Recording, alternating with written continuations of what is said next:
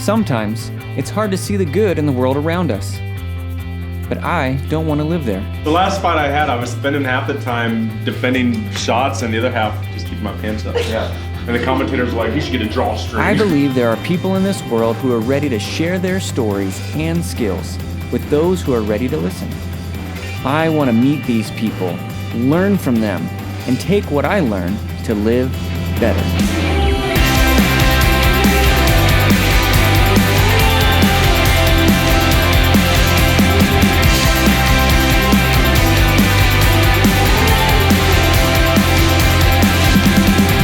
This is Practical Living.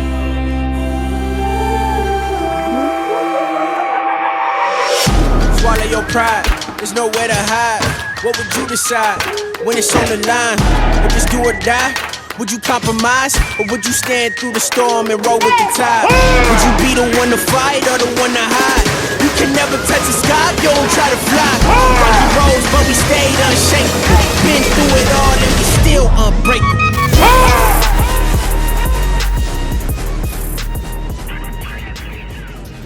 We're on our way to go hook up with Parnell at Hard Drive Training Center and meet up with him. We get to meet Erik, his coach, as well, who's a UFC fighter, and so really looking forward to that.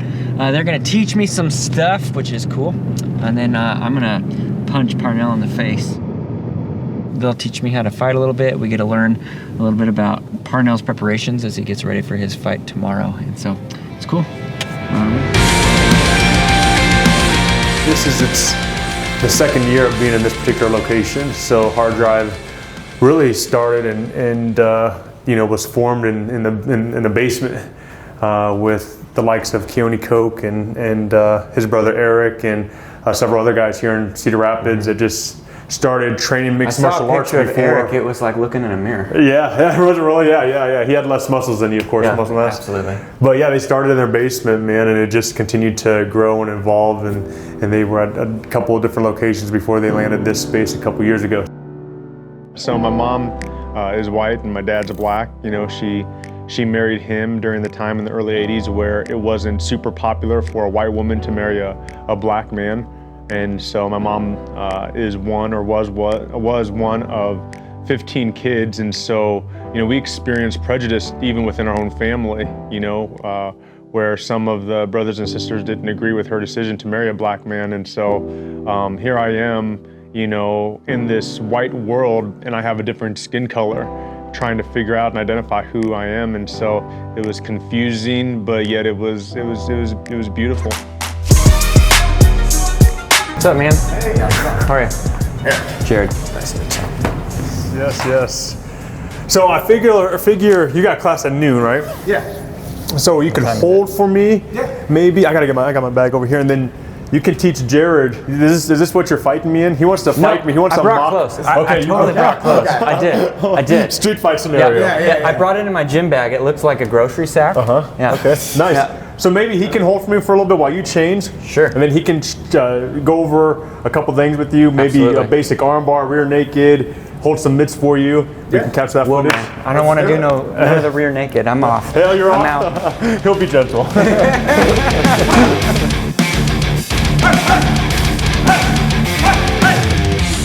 wanted to go over side choke. Okay. One of my favorite chokes from top position. Mm-hmm. So what I'll do, I'll just have you lay down. Lay down helpless. On the ground? Child. Yeah, just on your back. Like a child. Okay. So we might have to get a couple different angles on this. You're gonna have to choke me more than one time? Essentially, yeah, we can do it. We can do it a couple times. I got time. Yeah. I got here early. We're straight. Yeah, that's right. Yeah. So we call this side control. So what I'm trying to do when I get this choke is I'm trying to isolate. I'm trying to isolate the arm furthest from me. So what I'm gonna do, I'm gonna start from this over-under position. Okay. All right. Yep. So now what I'm gonna do is I'm gonna first over-under, you mean this arm is over? Yeah, this is over and this is under, right? Gotcha. I need something to control this arm. If both arms are over, you can get we call it an underhook, and you can kind of scoot out the back. Gotcha. So I don't want to give you that opportunity. So I want to apply heavy pressure here. Okay. So what I'm trying to do is I'm trying to nullify this arm. I'm going to choke you with your own arm. So what? Yeah. So just so you know, This gets fun, right? better and better So- with every second that I'm doing this. So I'm going to use your arm to choke you along with my right arm, the arm that's over, right? Okay. Now you can feel the pressure already, From your right? shoulder? From the right shoulder. Yes. So what I'm going to do is I'm going to mess my hair up, but that's okay.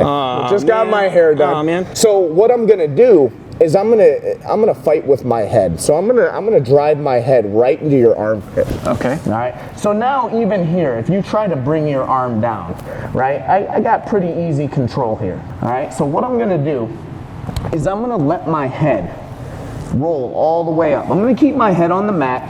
I'm gonna go knee on belly. So I'm gonna take my left leg and I'm gonna come over into what we call mount. So now mount, and Where does that term come from exactly? mount? I don't know. I've never asked that question. I've just been told, right? Okay, so this is mount. Now in MMA, you see, this is usually where people posture up and they beat you up. I did see that movie. Okay. Here comes the boom, right? Oh, with Kevin James. Kevin James.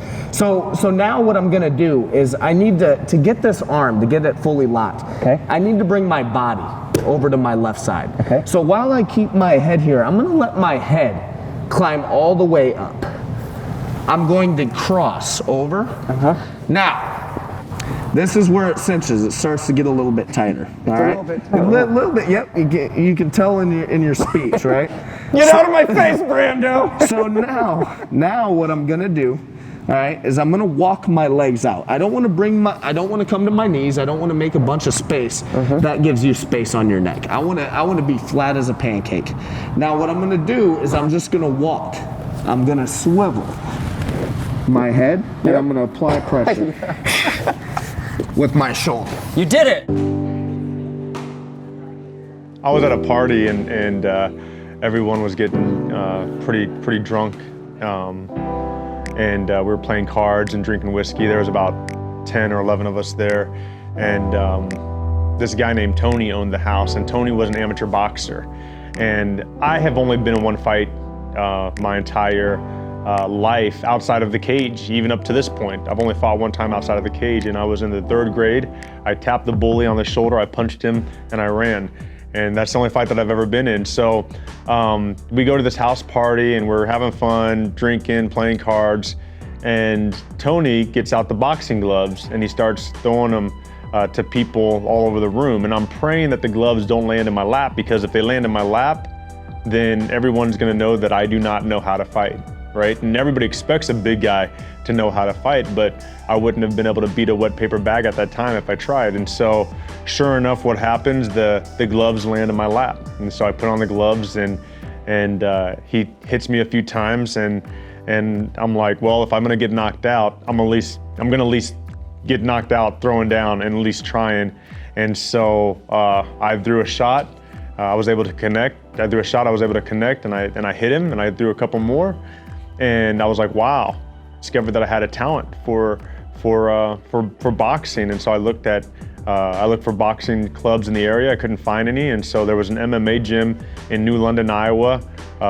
One of the legends of MMA here in Iowa is Gabe Lemley. And it was his gym. He was training out of his house in his garage. And so I went there one time, tried it out. And again, this was just supposed to be something that I did to get in shape. And it turned into a passion, and 12 years later, I'm still doing it.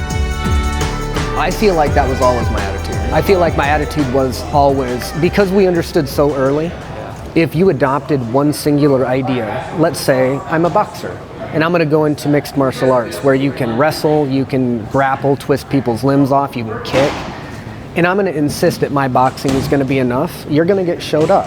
In the same way, a wrestler who goes, I don't need jiu-jitsu, I don't need this, is going to get a rude awakening when a shin flies into their, orbital. But we always had to embrace that kind of open-mindedness because we had such a lack of resources. Now we don't have a lack of resources. Now we're training and getting the opportunity to learn from people like Rafael Lovato Jr. and Duke Rufus and Scott Cushman, and now my brother's teaching after a lifetime of martial arts. So we're just blessed, we're just blessed to believe in an idea and to have people that idea resonated with and now is affecting kids we could have never foreseen. we were just stoked about having a place to train for us. And so I was like, okay, well, I'm gonna make that happen. Well, just this weekend, Jesse Lennox, who was one of my original training partners, wrestled in a wrestling tournament with his son, who's on the wrestling, and it's just like... It's the platform's sake to be able to have reach and impact in people's lives. Now, I think I'm getting to the age where there's other ways to do that, you know? And so I'll compete hard tomorrow, and then my wife and I and our kids will go back to the chalkboard and say, okay, now what's realistic with all the irons in the fire? Where can I be more effective? Am I really effective as a competitor now, or are there other things I can do that will have an impact on people with the gifts that God's given to them? So let's just go over some simple striking, okay? So all I want to work, we're just going to work a 1-2, all right? What a 1-2 is, it's going to be the jab, it's going to be the cross, all right? The biggest thing on the end of these punches is a lot of people think it's arm, right? Yeah. They think load up, throw. I learned it's with the body. foot. It is body. Right? They taught you well. They taught you well. I think Parnell and I did a little session in my basement once. Well, there you go. Yeah. That explains it, right? Okay. So it is. It's more body, right? Yeah. This is why. Is it coming from your back leg at all? Yeah. You ever throw a baseball? Yeah. A couple of times. Okay. When you throw a baseball, you know, I'm throwing with my body, right? So it's going to be the same thing with that right hand. Okay. But that right hand's loaded.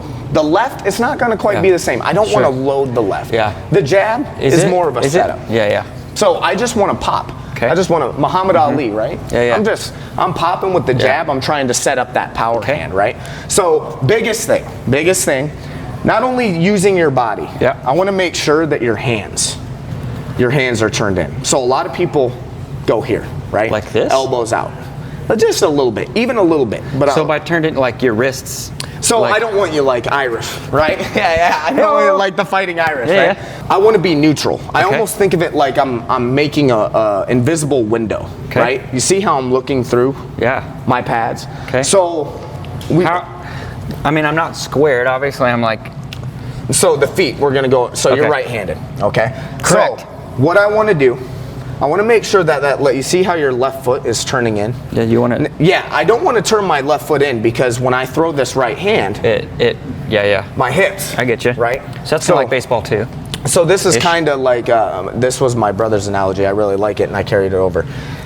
Anything you get, any power and snap you get from your core, think of drawing lines from your big toes, right? If I were to draw lines from my big toes, we call that the power zone, right? So you see how you're in my power zone right now. Okay. If I throw my jab, if I throw my cross. So if I'm like this, you're in trouble. Not necessarily. Here, you're going to be a little, because I still want you on your toes, right? Gotcha. I still want you on your toes, because we're going to need a pivot. The reason I use that baseball analogy, right? I pivot. When I throw a baseball, I don't pick my leg up to keep my back leg there and throw across my body.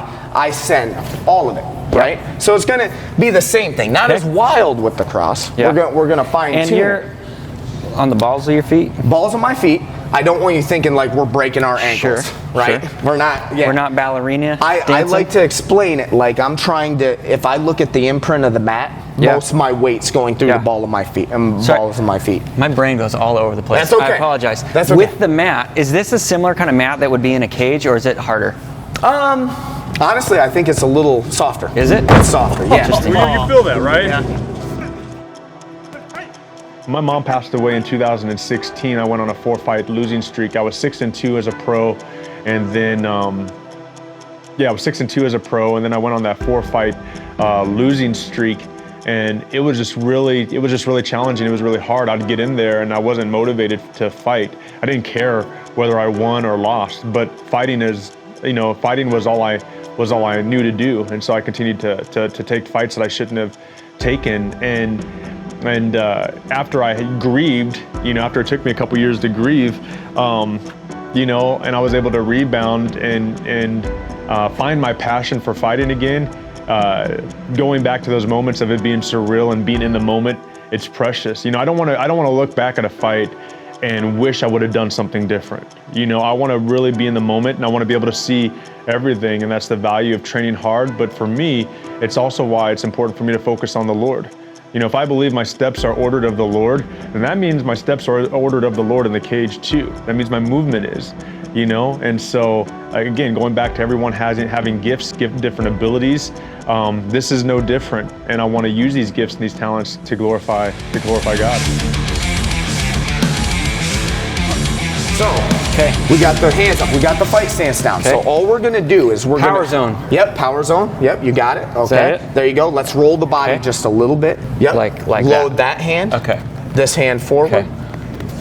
This hand there. See how your body is kind of contoured this way? That's what hit my dad bod there. So we're gonna go jab. And the reason why we have our hands like this, we're gonna let our punch travel. Okay. We're gonna look for the twist right at the end. Okay. Okay. So we're not gonna twist right away. Okay. It's right at the end. So it's Yep. There you go. Yep. Yeah. You can touch it. Come on. Yeah. There you go. Get that bounce. That pop. Parnell was doing the cross. Yeah. He's over there. He can hear me. Hey. Yeah. Now you feel that. Feel that transfer, right? That energy. We want that bounce at the end. I call it recycled energy, right? I create a bounce. Okay. Dribble a basketball. I got a bunch of sports analogies. Stay with me here. You're good. I'm with you. When you dribble a basketball, I'm not flexing my arm. Yeah. I got a little English in my wrist, right? I know the balls. I saw that on the Mighty Ducks too. If you want to use that one, you know, with the puck, you got to cradle the egg. Yeah. So I know it's bouncing off a hard surface. I'm going to allow it to return to me. So a punch isn't. So I punch, and then the bounce is off of whatever you're hitting, and that's what brings my hand back. Does that make sense? Absolutely. Because if I'm throwing 100 punches, and every time I'm using my arm muscles, you're going to get tired. That's why you see a lot of guys get tired, right? It's about using that bounce to return my hand. So you're using them almost to save energy. Exactly. Yeah. Got 100%. Yeah. So, hey, there you go. I mean, there you go. Yep. That's all right. Go through it. Go through the list. Hey, a little bit more through the toes. Okay. That's one of the hardest things to get is the ankles, feet? Right? Yeah. Yep, getting those feet. I mean, it's all. Hey, there you go. There you go. Hey, hey, better. All right, so now we're gonna throw a jab, then we're gonna throw a right hand. Okay. And now, so if this is that guy, and this is just coming all the way. And you're doing it good. You're pivoting. Is that good? Yep. Okay. Right at the end. So I want you to think like you're twisting. So this is it? Yes. Is it still? You're still twisting at the end. Okay. Almost think like your pivot finishes when your wrist finishes. Okay. Those both are. I'm tying both of those together. I don't want to land flat. This is how you can break your hand, or you can jack your fingers up. Right. I want to hit with those two big knuckles. Okay. Yep. Okay. So we'll go with the jab, and then we'll throw the cross after. Boom, boom, good. Now that was, I feel like I'm. Yep, don't pick the chin up. Yeah. Think of it side to side. So use my shoulders. Can I go slow through the? Yeah. So if I'm coming through, and it's. Right at the end, and then let the heel roll out just a little. Yeah, there you go. See how much longer your punch is there? Yes. If you don't pivot, your arm's as long as your arm is. I pivot. Yeah. If I'm not hitting your hands, when you're jabbing, you're always going to the chin. Right. Is that the idea? Well, or the face, whatever. Yeah. I mean, in that general direction. You want the chin, but if someone's here, I have no problem busting your eye up, busting your nose, right? But chin is like the goal. Chin is the spot. Okay. It's the spot. But usually I'm looking not the temple. No, you can do the temple. I mean, honestly, I think one of the worst spots to get hit is behind the ear. Right here. It messes with the equilibrium. Yeah. Call it the happy dance. Because then you get them where you want them, right? Yeah. So we'll go slow with the jab. Okay. So making sure. There you go. Jab. Boom. And then the. Yep. Across. And then right at the end, roll it over. Okay. Yep. So. Yes. Yeah. Okay. Just like that. Okay. Just give me the right. Yeah. There we go. Hey. That was a good cross. Yeah. Let it rip.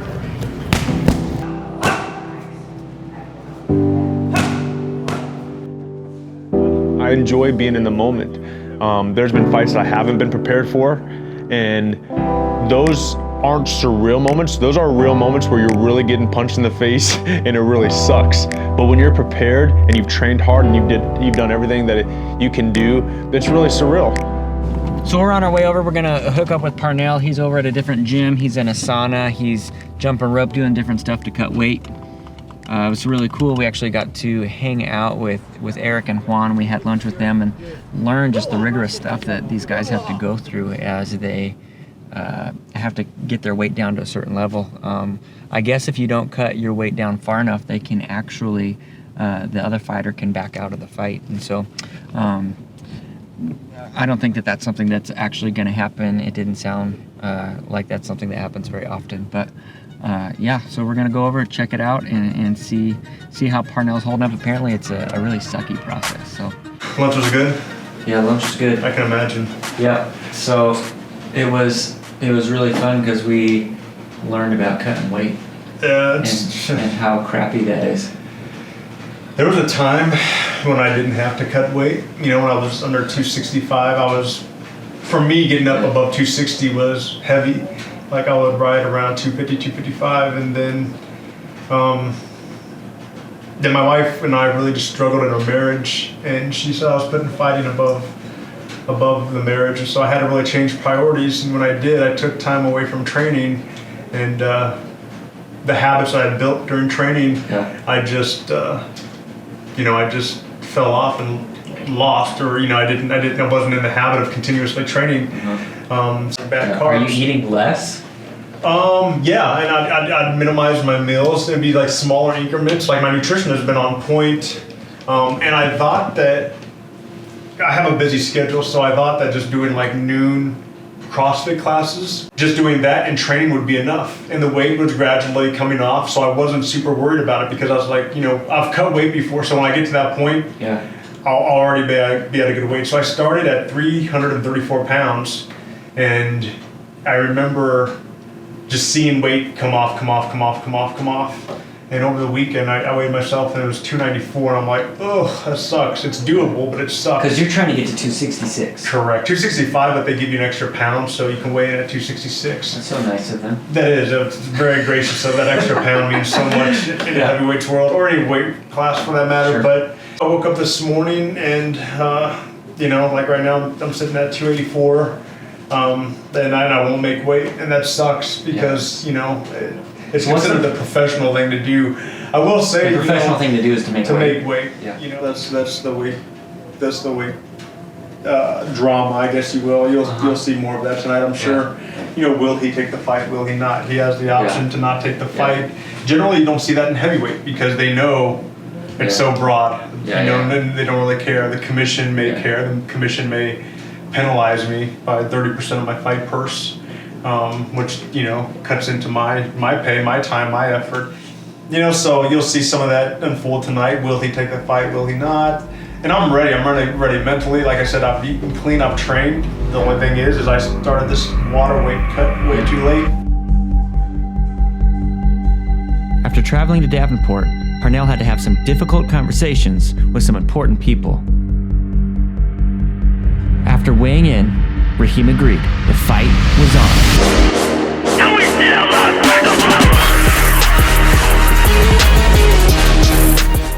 After the face-off and a quick interview, it was time to go back to Columbus Junction and meet up with the family for dinner at El Mariachi Mexican restaurant.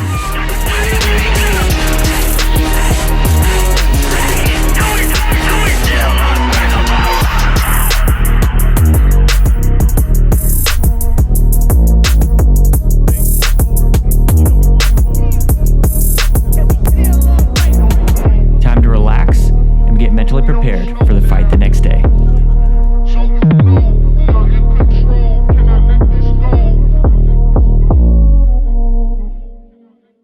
So today we're going to go catch up with Parnell at the Youth for Christ Center that they're building. Actually, all of the proceeds of this particular fight, he is investing into this youth center just to have a place for local kids to hang out and for them to be able to invest in them and have a safe space.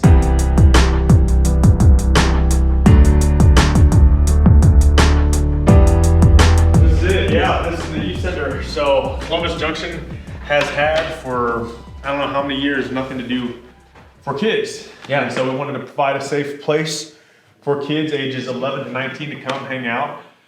So if I'm 10, I don't get to come. Correct. Yeah. So we'll have days specified for junior high kids and days specified for high schoolers. So this will be the general activity area.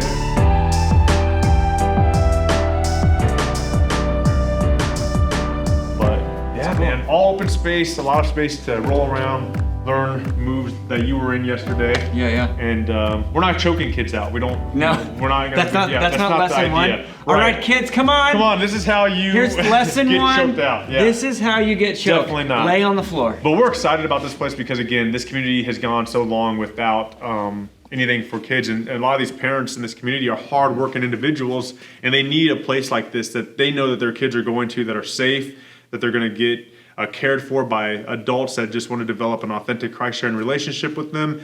And it's going to be a place that encourages good community behavior and good positive behavior at home as well.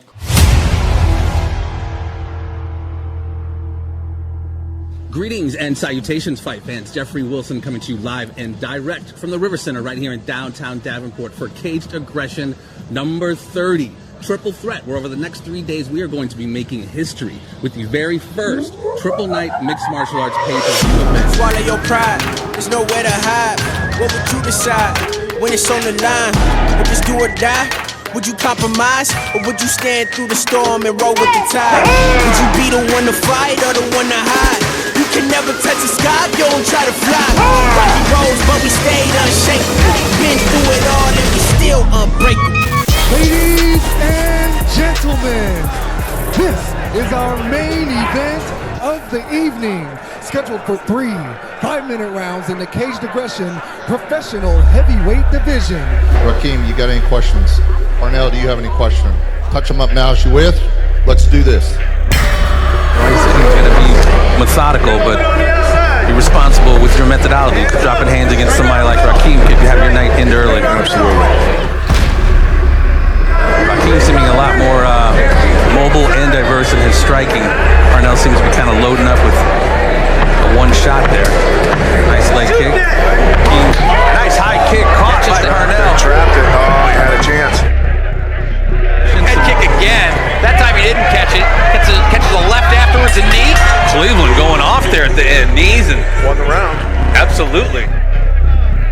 Yeah, his output was bigger the entire round. Parnell really didn't land with much. His biggest opportunity at success was probably Catching that kick. exactly that initial head kick. He wasn't able to do much with it. Now he's on the ground. There we go. Big Firing away. Those ones hurt him. Knee tap. Nice take. There it is. You guys will take that. He's in trouble And now. this could be the end of the fight. I don't know how much the referee's going to watch this. It looks like this could be the beginning of the end. It's over. It's over. That's it. Yep. 25 seconds ago in the second round, Parnell Davis succumbs to the rear naked choke from Rakeem.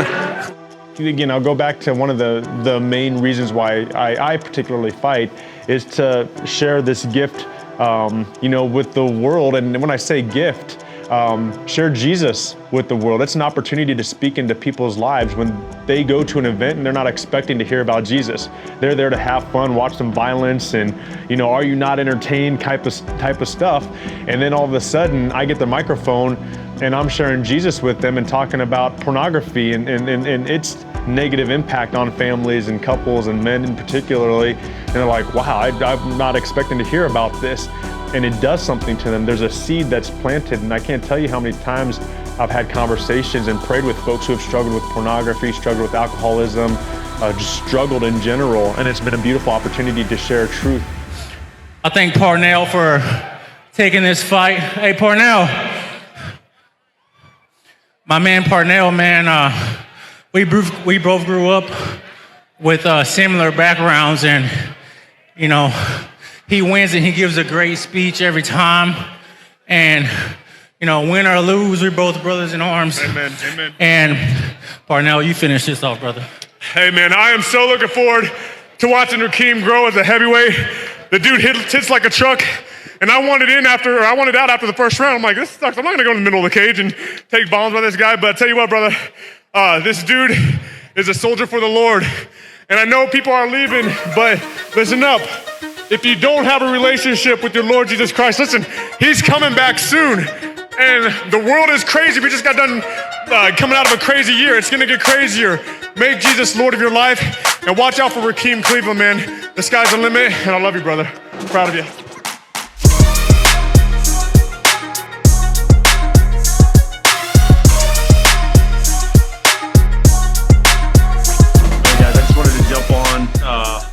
Jump on live and just thank you all for the support. Thank you for everyone. There's so many people that showed up tonight, and for everyone that ordered the pay-per-view, I really appreciate it. All those proceeds are going to go toward the opening of a youth center in Columbus Junction. So listen, I am so thankful to have done this sport for 12 years, and God has used this sport to not only change my life, but prayerfully has used me to have an impact in others' lives and share the gospel of Jesus Christ with others. So this sport has played a significant role in my life, and I'll continue to give back to the sport and participate in the sport. But as far as competing wise, I'm 39 years old. I don't like taking punches anymore. There was a weird time in my life where I was okay exchanging punches and stuff. But that's just not me anymore. I have a beautiful family, a father, a husband, and there's so many other ways that I can contribute to this sport without necessarily competing in it. And it's been fun to compete, but it takes so much time and dedication to training and preparing for a fight. And if you have a lot of irons in the fire, it takes away from family time and taking the time that you need to train. And so with that, that likely will be the last time I compete again, because I do not like getting punched anymore. And it's just not fun for me to punch and to exchange and to throw punches. It's just not, I don't find enjoyment in taking a lot of time away from my family. So again, I just wanted to hop on real quick, let y'all know I'm okay. I had a great competitor in Rakeem Cleveland, so shout out and congratulations to Rakeem Cleveland, such a stand-up dude and such a sportsman. So that likely will be the last time I compete in mixed martial arts, but I definitely want to continue to coach and give back in that way to young people that are interested in the sport, because again, for me, the sport changed my life. And so God has used this sport. It's been a blessing, but it's on to some other things. And so again, thank you so much for ordering the pay-per-view and for coming out and supporting throughout the years. It's been a blessing, and I love y'all, and to God be the glory.